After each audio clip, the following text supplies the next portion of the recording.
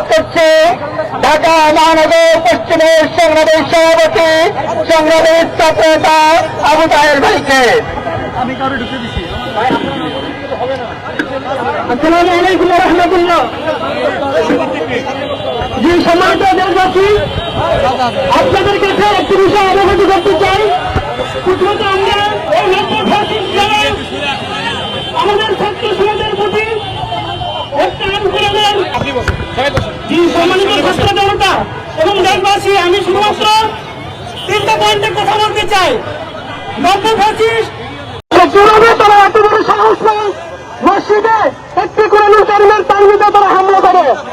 প্রথমত আমরা এতটুকু তাদের সন্ত্রাস যে কায়মপুরের যে তারা প্রতিষ্ঠা চেয়েছে তাদের সমুচিত জবাব বাংলার মানুষ আগামী নির্বাচনে দেবে ইনশাআল্লাহ।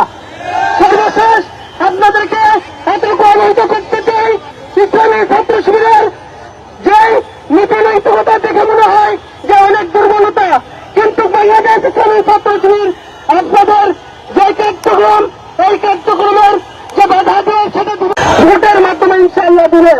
আমরা আশায় ব্যক্ত করে আজকের এই সংক্ষিপ্ত বক্তব্য এখানে আজকের আলোচনা শেষ করছি। আসসালামু আলাইকুম।